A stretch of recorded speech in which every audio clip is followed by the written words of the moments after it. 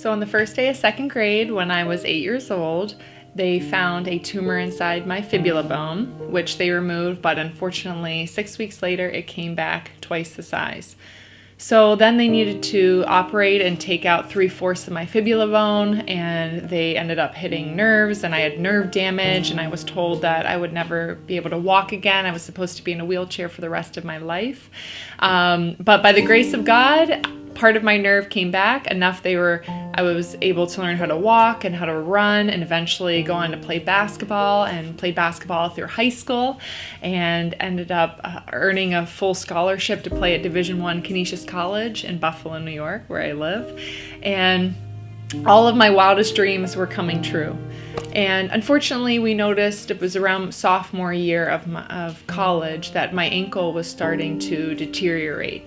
And not having that full fibula bone, which really supports your ankle, it took a toll on my ankle joint, and we started seeing, I was starting to get a lot of pain, starting to see the cartilage slowly deteriorate. And so it was decided that an option that we were hoping to relieve this pain would be to do a syndesmotic fusion, which was to fuse part of that fibula bone that I still had with my tibia, in hopes to stabilize and relieve the pain that I was having. Unfortunately, we didn't get the results that we were hoping for. A quick video of me walking barefoot. This is how I walk, without shoes, anything, so you can see how funky it is.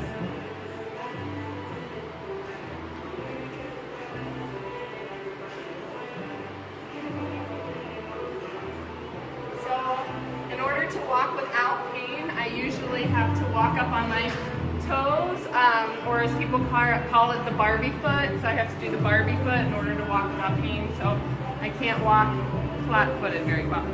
And I was able to manage my pain, but for the past 12 years, it has slowly gotten worse and worse. And the plan of action was to clean it out every 2 to 3 years and get rid of the debris and bone chips and the scarring and bone spurs.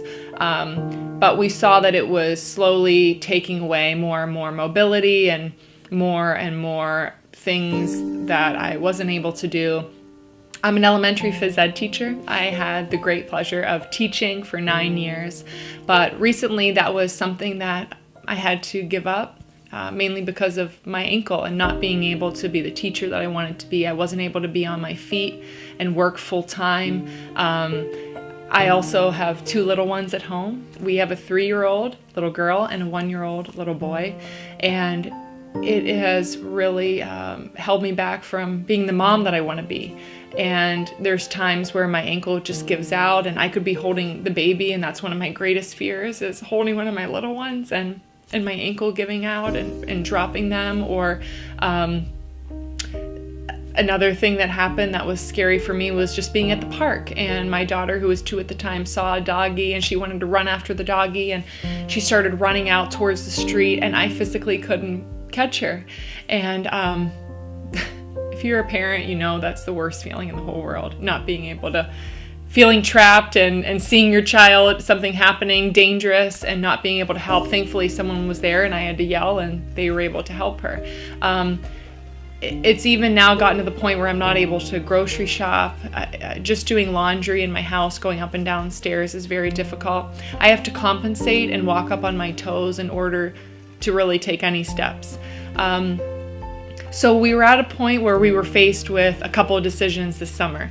It was a full ankle fusion, which I would lose all mobility. It was a total ankle replacement, which I'm too young and I wasn't a good candidate for the outcome that we would like. And then the third option, which I looked into, was voluntary amputation.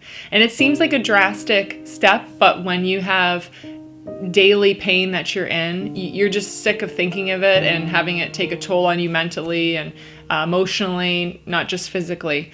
And I just wanted to get on with my life.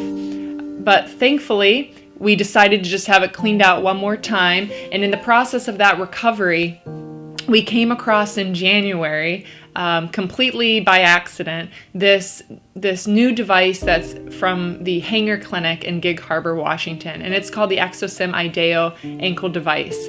And it's a cross between a prosthetic for an amputee and a kinetic orthotic. So it sort of acts like a prosthetic would in diverting that energy that would go through your ankle. It kind of diverts it to other parts of your body so that I can walk without pain. And the amazing thing is with it, I will be able to run again. And I never thought that was ever going to be an option for me. Good morning. Hi. So I'm here at the Hanger Clinic, and this is day 2. I was casted yesterday, and they made a plastic prototype for me. I'll show you in a second, and I get to try it on. This is my first time trying it on, and I have a lot of emotions, pretty excited, and seeing what could come from this, and it could be life-changing. And so we're excited. Like I said, this is just the plastic version of it, but I can get a pretty good idea of what it'd be like. But here I'm going to show you the prototype here. I'm going to turn this around. And this is the plastic prototype that they made from the casting of my leg that they took yesterday. And there's some really cool shoes here that I can try on, because how it fits in my shoe will be different, and they have to put a little bit of a wedge and a lift. But I get to try walking with it, and who knows, maybe jogging, I don't know. So I'm really excited, and we'll have a video of me trying out for the first time. So we're excited about what this device will mean, not just for me, but for our family and the freedom that it will provide. So I wanted to come on, I wanted to give you a quick update. If you would like to hear the full story of my journey and all of the nitty-gritty details and goofy stories that I mix in between, check out on my YouTube page. It's Nia B. That's it, just Nia B, it's me. And also I will be updating videos on my YouTube page for this journey when I go out beginning of April to receive the device and do the training. There's 5-day training where they teach me how to use it. And so I'll be putting some updates on there. So I encourage you to stay tuned and check those out. And thank you for your support and encouragement, for all of my family and friends that who've been with me throughout this journey. I wouldn't be here today without you. So we look forward to updating you and for what this device means for us. Thanks for watching.